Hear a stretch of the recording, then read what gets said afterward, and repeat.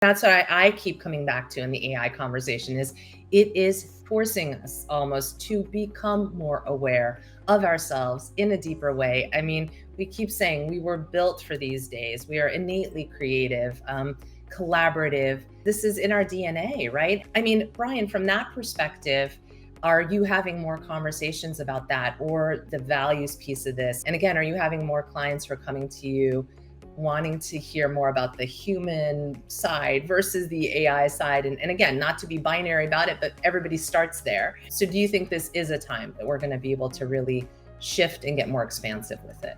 There are two phases. And the first phase is when I'm talking to a client, and if I'm talking to the decision maker, asking them what they value, how they want things to go, and what's important to them. And sometimes they're surprised that I'm going there, and people have said, well, why are you asking me that? And I try to paint a picture of this is going to inform who might best be the speaker or the advisor in this situation.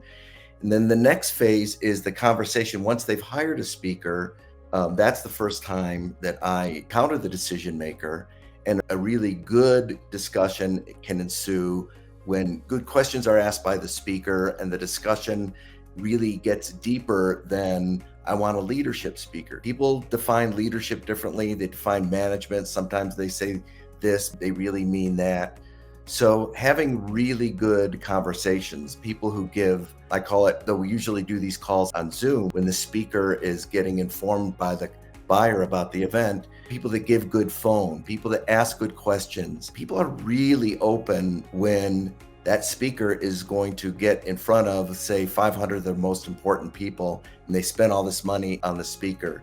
So in the criteria that I use when I consider working with a speaker, their ability and willingness to have that kind of conversation rather than simply talk about event logistics, and actually delivering on that, listening, personalizing, saying things to that group that they might not say to any other group that they speak to in a month. Really, really homing in on what's important to that organization and that leader's values is really key to a presentation that not just goes well and makes people happy, but makes an impact days, months, and years after the fact.